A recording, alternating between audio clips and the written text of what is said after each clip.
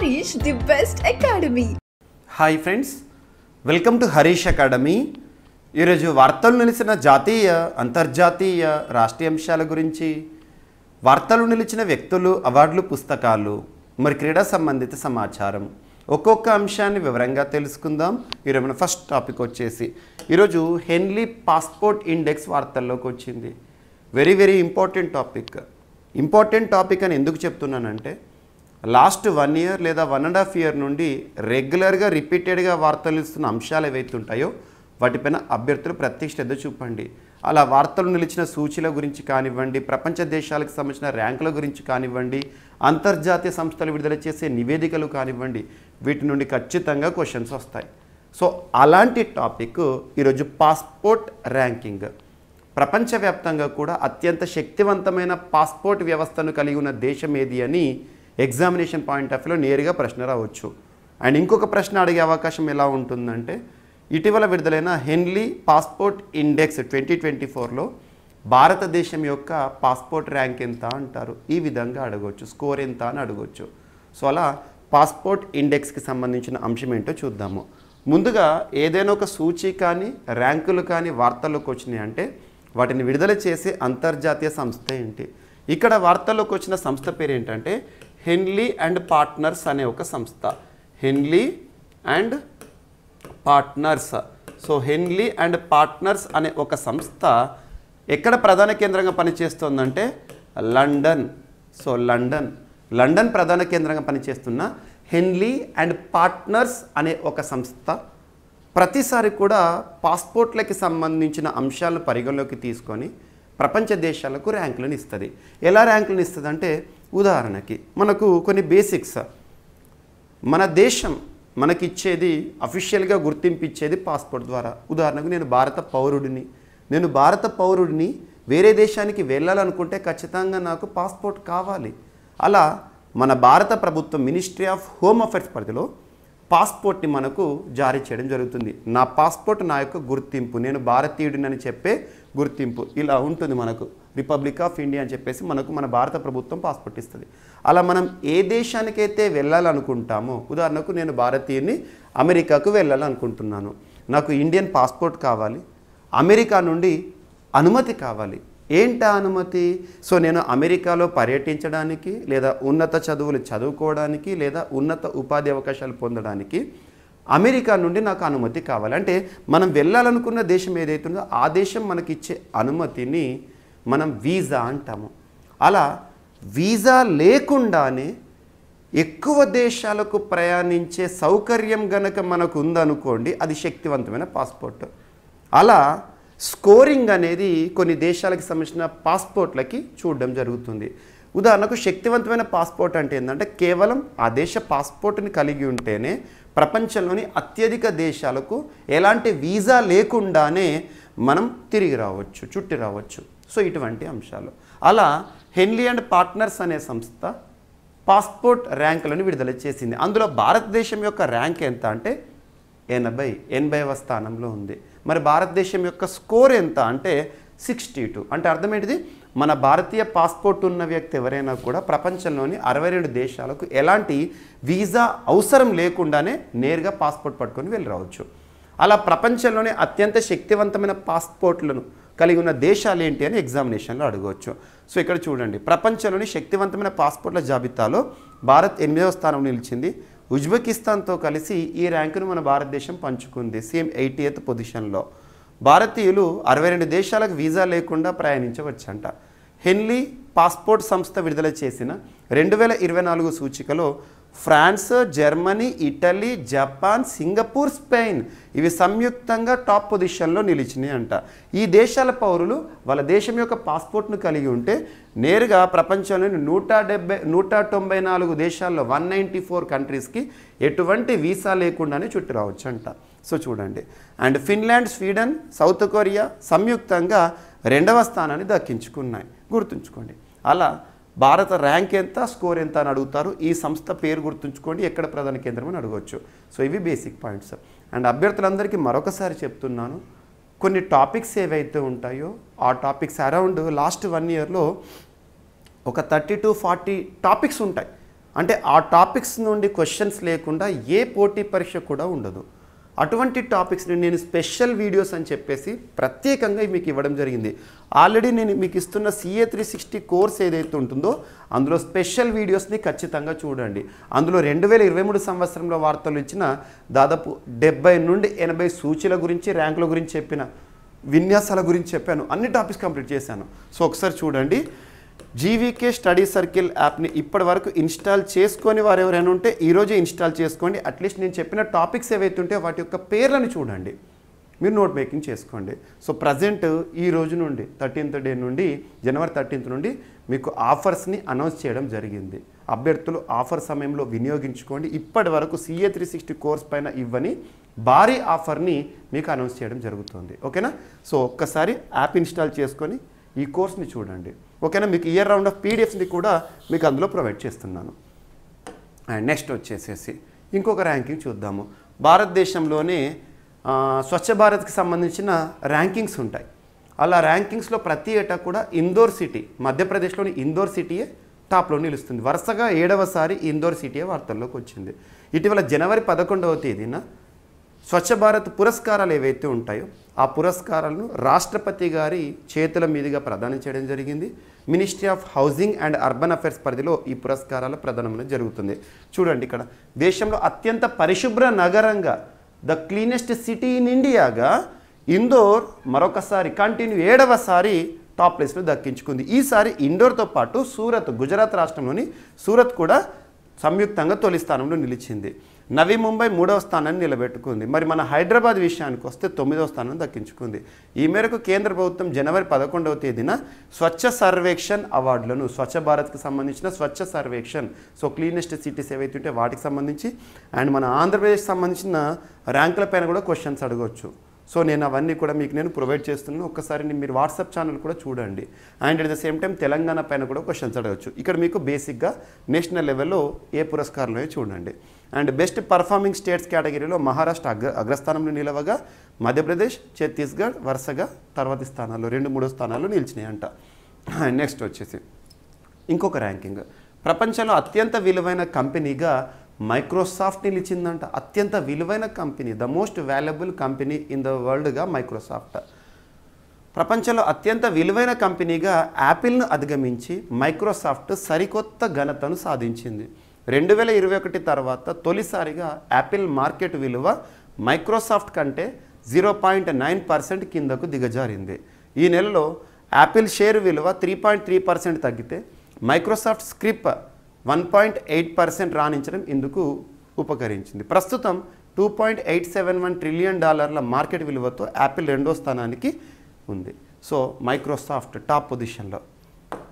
And next దివ్యాంగులు, persons with disability అంట. మీకు సొసైటీలో కూడా ఇంపార్టెంట్, సమాజ శాస్త్రంలో కూడా దివ్యాంగుల గురించి ప్రత్యేకంగా క్వశ్చన్స్ వస్తాయి.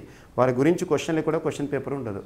సో దివ్యాంగులకి సంబంధించి సంక్షేమ బాధ్యతలను మన భారతదేశంలోని ఏ మంత్రిత్వ శాఖ పరిధిలో చూడడం జరుగుతుందంటే ministry of social justice and empowerment, కేంద్ర సామాజిక న్యాయ సాధికారత వ్యవహారాల మంత్రిత్వ శాఖ దివ్యాంగులకు సంబంధించిన సంక్షేమ చర్యలను చూసుకునే మంత్రిత్వ శాఖ అని చెప్పొచ్చు. మరి మన భారతదేశంలోనే అత్యున్నత చట్టం, the supreme law of the land in India. భారతదేశంలో అత్యున్నత చట్టం ఏంటి? రాజ్యాంగం. రాజ్యాంగంలో 4వ భాగంలో 4th పార్ట్లో ఆదేశిక సూత్రాల గురించి మనం నేర్చుకుంటాం. అలా ఆదేశిక సూత్రాల్లో ఆర్టికల్ 41ని వీళ్ళకి మనం లింక్ చేసుకోవచ్చు. ఆర్టికల్ 41లో ఎవరి సంక్షేమ బాధ్యతలు రాజ్యం చూసుకోవాలి? దివ్యాంగుల గురించి అండ్ యువత గురించి, వృద్ధుల గురించి. అండ్ మరి దివ్యాంగుల గురించి భారతదేశంలో అమలవుతున్న చట్టాన్ని కూడా గుర్తుంచుకోండి. Persons with disability, equal opportunities, protection of rights, full participation act 1995. So గుర్తుంచుకోండి 1995. దివ్యాంగులు, సమాన అవకాశాలు, హక్కుల పరిరక్షణ, సంపూర్ణ భాగస్వామ్య చట్టం 1995 ఆధారంగా వీరికి సంక్షేమ చర్యలను భారత ప్రభుత్వం తీసుకుంటోంది. ఇందులో కొత్త చట్టం 2016 నుండి కొన్ని అమెండ్మెంట్స్ కూడా వచ్చినాయి. అలా దివ్యాంగుల సంక్షేమంలో భాగంగా వారికి సంబంధించి ఒక టోల్ ఫ్రీ నెంబర్ని రీసెంట్గా ప్రారంభించారు. Ministry of social justice and empowerment వారు. అదేంటో చూడండి. దివ్యాంగులకు ఏ సమయంలోనైనా ఎలాంటి సాయమైనా అందించేందుకు తొలిసారిగా జాతీయ స్థాయి హెల్ప్ లైన్ జనవరి 8న ప్రారంభమైంది. టోల్ ఫ్రీ నెంబర్ అయిన 1800 22 2014కు ఫోన్ చేసి తమ సమస్యలను వివరించి సాయం పొందొచ్చు అంట. ఇది 24/7 24 గంటలు 7 రోజుల పాటు ప్రతిరోజు కూడా పనిచేస్తుంది. గోవాలో ఇంటర్నేషనల్ పర్పుల్ ఫెస్టివల్ జరుగుతుంది దివ్యాంగులకు సంబంధించి. ఎక్కడ జరుగుతుందంటే గోవా. సో గోవాలో ఇంటర్నేషనల్ పర్పుల్ ఫెస్టివల్ వేదికలో సదస్సులో కేంద్ర సామాజిక న్యాయ మంత్రిత్వ శాఖ వారు దీన్ని రిలీజ్ చేయడం జరిగింది. గుర్తుంచుకోండి, 21 అంగవైకల్యాల్లోని 153 కేటగిరీలకు సంబంధించి ఎలాంటి సమాచారం కావాల్సి వచ్చినా ఈ టోల్ ఫ్రీ నెంబర్ ద్వారా సమాచారాన్ని అందిస్తున్నట్టు. సో దివ్యాంగులకు సంబంధించి టోల్ ఫ్రీ నెంబర్స్ పైన ఎగ్జామినేషన్ పాయింట్ ఆఫ్ వ్యూలో క్వశ్చన్స్ అడిగే అవకాశాలు ఉంటాయి. అండ్ నెక్స్ట్ వచ్చేసి కవచ్. సో రైల్వేలో భద్రతాపరమైన లేదా రైల్వేలకు సంబంధించిన రక్షణపరమైన రైల్వే యాక్సిడెంట్స్లను అడ్డుకోవడానికి కవచ్ సిస్టమ్ అనేది మనం చూడడం జరుగుతుంది. యాంటీ ట్రైన్ కొలిజన్ సిస్టమ్ అని కూడా చెప్పచ్చు. అలా కవచ్ సిస్టమ్ అనేది ప్రస్తుతం భారతదేశంలోని ఎన్ని రాష్ట్రాల్లో లేదా ఎన్ని ప్రాంతాలు అమలవుతుంది అనేది ఇక్కడ చూద్దాము. కవచ్ అమలవుతున్న రాష్ట్రాలు ఏంటంటే రైళ్లలో ప్రయాణికుల భద్రత కోసం ఇండియన్ రైల్వేస్ కవచ్ కవచ్ను అందుబాటులోకి తెచ్చింది. కవచ్ అనేది రైల్వే రక్షణ వ్యవస్థ. ప్రమాదాల నుంచి రైళ్లను ఈ వ్యవస్థ కాపాడుతుంది. ఒకే ట్రాక్పై 2 రైళ్లు ప్రయాణించకుండా ఆపగలుగుతుంది. అయితే కవచ్ దేశవ్యాప్తంగా కొన్ని రాష్ట్రాల్లో అమలు కావడం లేదు. కేవలం దక్షిణ మధ్య సౌత్ సెంట్రల్ రైల్వేలో మాత్రమే యాంటీ కొలిజన్ సిస్టమ్ కవచ్ అమలవుతోంది. ఈ విషయాన్ని స్వయంగా రైల్వే శాఖ వెల్లడించింది. తెలంగాణ, కర్ణాటక, మహారాష్ట్ర, ఆంధ్రప్రదేశ్ రాష్ట్రంలో కవచ్ అమలవుతుందని ఇటీవల ఒక పౌరుడు, ఒక netizen RTI right to information act 2005 ఆధారంగా సమాచారాన్ని కోరితే రైల్వే శాఖ సమాచారం ఇచ్చింది. కాగా ప్రస్తుతం north central, east central, west central పరిధిలో కవచ్ పనులు జరుగుతున్నాయంట. కవచ్ కోసం 2014 నుండి 2023 వరకు 540.32 కోట్లు ఖర్చు చేసినట్లు రైల్వే శాఖ వివరణ ఇచ్చింది. 2012లో train collision avoidance system TCAS పేరుతో కవచ్ వ్యవస్థ ప్రారంభమైంది. అయితే 2017 నుంచి దీన్ని తొలిసారి అమల్లోకి తీసుకొచ్చారు. గుర్తుంచుకోండి. అండ్ వాతావరణానికి సంబంధించి ఎన్వైర్న్మెంట్ రిలేటెడ్ మీరు జాగ్రఫీలో కూడా ఇది ఇంపార్టెంట్. కరెంట్ అఫైర్స్ సింగిల్ సబ్జెక్ట్లో కాదు, మనం జనరల్ స్టడీస్లో భాగంగా చదివే ఈచ్ అండ్ ఎవ్రీ సబ్జెక్ట్లో వచ్చే అప్డేటెడ్ ఇన్ఫర్మేషన్గా చూడండి. సో ఇక్కడ మంచు కరగడంతో జీవనదులకు ముప్పు ఏర్పడుతుందంట. ప్రస్తుతం మనము మానవాళి యాంథ్రోపోజెనిక్ యాక్టివిటీస్ అంటాం. మానవుడు చేస్తున్న తప్పిదమే గ్రీన్ హౌస్ గ్యాసెస్ విషయంలో కానివ్వండి, ఎమిషన్స్ విషయంలో కానివ్వండి, క్లోరోఫ్లోరోకార్బన్స్, హైడ్రోఫ్లోరోకార్బన్స్ వీటి ఎమిషన్స్ ఎక్కువయ్యేసరికి గ్లోబల్ వార్మ్ అవుతుంది, క్లైమేట్ చేంజ్ అవుతుంది. అలా గ్లేషియర్స్ కరుగుతున్నాయి, సముద్ర మట్టాలు పెరుగుతున్నాయి, కొన్ని జలమయమవుతున్నాయి, మాయమవుతున్నాయి. ఇవన్నీ మనం చూస్తున్నాం. సో మానవ కార్యకలాపాల వల్ల భూమి వేడెక్కుతూ ఉత్తర అమెరికా, ఐరోపా దేశాల్లో మంచు కరిగిపోతోందని అమెరికాలోని డార్ట్మత్ కళాశాల పరిశోధకులు రీసెంట్గా గుర్తించారు. శీతాకాలంలో మంచు కురవడం తగ్గుతోందని నిర్ధారించారు. వారి అధ్యయనం ప్రకారం 1981 నుండి 2020 మధ్య అమెరికాలోని ఈశాన్య, నైరుతి ప్రాంతాలతో పాటు తూర్పు, మధ్య ఐరోపాల్లో దట్టమైన మంచు పొర దశాబ్దానికి 10% నుండి 20% చొప్పున కరిగింది. శీతాకాలంలో ఉష్ణోగ్రత -8 డిగ్రీ సెల్సియస్ లోపు ఉంటే నేల మీద పడిన మంచు కరిగిపోకుండా దట్టంగా పేర్కొంటుంది. ఉత్తరార్ధగోళంలో 20% మంచు ఇంతటి అతి శీతల ప్రాంతాల్లోనే ఉందంట. సో ఇలాంటి రిపోర్ట్స్ ఏమైనా మనకు వార్తల్లోకి వస్తే చూడండి. ఎవరు పరిశోధన చేస్తున్నారో కూడా ఇంపార్టెంట్. అండ్ సైన్స్ అండ్ టెక్నాలజీకి సంబంధించి అమెరికా పరిశోధకులు చేసిన ఒక అద్భుతం. ప్రతి వేలి ముద్ర విలక్షణం ఏమీ కాదు అని చెప్పేసి ఒక పరిశోధన ఆర్టిఫిషియల్ ఇంటెలిజెన్స్ సాయంతో అమెరికా పరిశోధకులు గుర్తించారు. వేలి ముద్రలు వేటికవై విలక్షణమైనవి, ఒకే వ్యక్తిలోని వేర్వేరు వేల మధ్య కూడా అవి సరిపోలవు. ఫోరెన్సిక్ నిపుణులు దీర్ఘకాలంగా విశ్వసిస్తున్నది ఇదే. అయితే ఆ భావన సరికాదని తాజాగా చెప్పారంట. అంటే ఒకరికి సంబంధించిన వేలి ముద్రలు సేమ్ అటువంటి ఇంకొకరు కూడా కనబడొచ్చు అన్నట్టుగా అమెరికాలోని కొలంబియా విశ్వవిద్యాలయ ఇంజనీర్లు చెప్తున్నారు. సరికొత్త కృత్రిమ మేధ సాయంతో పనిచేసే డీప్ కాంట్రాస్టివ్ నెట్వర్క్ వ్యవస్థను వారు అభివృద్ధి చేశారు. అమెరికా ప్రభుత్వ డేటాబేస్ నుంచి సేకరించిన 60,000 వేలి ముద్రలను దాంతో విశ్లేషించారు. కొన్నిసార్లు వేర్వేరు వ్యక్తులకు చెందిన వేలి ముద్రలను, మరికొన్నిసార్లు ఒకే వ్యక్తికి చెందిన వేర్వేరు వేలి ముద్రలను పోల్చి చూస్తూ పరిశోధన కొనసాగించారు. ఆశ్చర్యకరంగా ఒకే వ్యక్తికి సంబంధించిన వేర్వేరు వేల ముద్రలు కొన్ని కేసుల్లో సరిపోలుతుండటాన్ని వారు గుర్తించారు. అయితే వేలి ముద్రలను పోల్చడంతో సాంప్రదాయ విధానాలు కాకుండా AI కొత్త పద్ధతిని అనుసరిస్తున్న నేపథ్యంలో కొలంబియా ఇంజనీర్లు నిర్ధారించిన కొత్త అంశంతో ఫోరెన్సిక్ నిపుణులు ఎవరైతే ఉంటారో ఇంకా ఏకీభవించట్లేదంట. సో రానున్న రోజుల్లో ఇంకెంత టెక్నాలజీ డెవలప్మెంట్ మనం చూస్తామో చూడాలి. అండ్ ఇస్రో 2023 సంవత్సరంలో అద్భుతమైన విజయాలు సాధించిన ఇస్రో జనవరి 1, 2024 రోజున పిఎస్ఎల్వి C58తో విజయవంతంగా అడుగుపెట్టిన ఇస్రో కొన్ని టార్గెట్స్తో మరొకసారి వార్తల్లోకి వచ్చింది. సో ఇక్కడ చూడండి 2028 కల్లా భారతీయ అంతరిక్ష కేంద్రాన్ని ఏర్పాటు చేస్తామని ఇస్రో చీఫ్ ప్రస్తుతం ఎవరు సోమనాథ్ గారు ఒక ప్రకటన చేశారు, ఒక సందేశం ఇచ్చారు. ప్రస్తుతం ఉన్న లాంచర్ సామర్థ్యాలతోనే 2028 వరకల్లా మన దేశ తొలి అంతరిక్ష కేంద్రాన్ని ఏర్పాటు చేయాలని భావిస్తున్నట్లు భారత అంతరిక్ష పరిశోధన సంస్థ ఇస్రో చైర్మన్ ఎస్ సోమనాథ్ గారు తెలిపారు. ఇతర దేశాలు సంస్థలు ప్రయోగాలు నిర్వహించేందుకు వీలుగా దాన్ని ప్రయోగశాలగా తీర్చిదిద్దాలనుకున్నట్లు వెల్లడించారు. 10th వైబ్రెంట్ గుజరాత్ ప్రపంచ సదస్సు ఎక్కడ జరుగుతుంది? గుజరాత్లో గాంధీనగర్లో జరుగుతుంది. అంతర్జాతీయ అంతరిక్ష కేంద్ర అంశంపై వారు చెప్పడం జరిగింది, గుర్తుంచుకోండి. అండ్ ఐఐటీస్ తరచూ వార్తలు నిలుస్తున్న అంశాల్లో ఐఐటీస్ కూడా ఇంపార్టెంట్. ఈరోజు ఒక IIT Hyderabad IIT federation of Telangana chamber of commerce and ఇండస్ట్రీస్తో ఒప్పందం కుదుర్చుకొని వార్తల్లోకి వచ్చింది. చూడండి, సో పరిశ్రమలు ఎదుర్కొంటున్న సవాళ్లను పరిష్కరించడానికి ఇండస్ట్రీ సెక్టర్ సంబంధించి federation of Telangana chamber of commerce and industry నడుం బిగించింది. ఇందుకోసం నూతన సాంకేతిక పరిజ్ఞానంతో అధిగమించేందుకు గాను ఐఐటి హైదరాబాద్ సహకారం తీసుకుంటుందంట. ఎందుకో గుర్తుంచుకోండి, భవిష్యత్ ప్రణాళికకు తగ్గట్టుగా ఈ నూతన ఆవిష్కరణలు ఉపయోగపడతాయంట. ఎవరితో ఒప్పందము? ఐఐటి ఇంపార్టెంట్, ఏ సంస్థతో, ఎందుకోసం? పరిశ్రమల రంగానికి సంబంధించి. అండ్ ఫిబ్రవరి 26 నుంచి తెలంగాణ రాష్ట్రంలో హైదరాబాద్లో బయో ఏషియా సదస్సు జరగబోతోంది. దానికి సంబంధించిన షెడ్యూల్ వచ్చింది. ప్రస్తుతం రాష్ట్ర ఐటీ ఇన్ఫర్మేషన్ టెక్నాలజీ ఇండస్ట్రీ శాఖకి మంత్రిగా విధులు నిర్వర్తిస్తున్న శ్రీధర్ బాబు గారు చెప్పడం జరుగుతుంది. ఈ షెడ్యూల్ చెప్పారు. ఫిబ్రవరి 26 నుండి బయో ఏషియా సదస్సు, దీని యొక్క థీమ్ ఏంటని అడుగుతారు, ప్రత్యేకత ఏంటని అడుగుతారు. దాదాపు 50 దేశాల నుంచి 3000 మంది ప్రతినిధులు హాజరయ్యే అవకాశం ఉందంట. సో ఫిబ్రవరి 26 నుంచి 28 వరకు హైదరాబాద్లోని హెచ్ఐసిసిలో నిర్వహించే 21st బయో ఏషియా సదస్సు, గుర్తుంచుకోండి. మరి దీనికి సంబంధించిన థీమ్ ఏంటంటే AI, artificial intelligence redesigning possibilities అనే థీమ్ పైన ఈ సదస్సు జరుగుతుంది. సో ఏఐ రీడిజైనింగ్ పాసిబిలిటీస్ అనేది థీమ్, ఈసారి థీమ్ గుర్తుంచుకోండి. అండ్ తెలంగాణ శకటం మనం అందరం చూస్తున్నాం. ఇక జనవరి 26 గణతంత్ర దినోత్సవ వేడుకల సందర్భంగా నూతన శకటాలకు సంబంధించిన అంశాలు చూస్తాం మనం. ప్రతి రాష్ట్రం కూడా శకటాలను ప్రదర్శిస్తూ ఉంటుంది. అలా తెలంగాణ రాష్ట్రం నుండి శకటంగా రూపుదిద్దుకుంటుంది మదర్ ఆఫ్ డెమోక్రసీ పేరుతో. సో చూడండి, గణతంత్ర వేడుకల్లో రాష్ట్ర ఔన్నత్యాన్ని చాటేలా హంగులంట.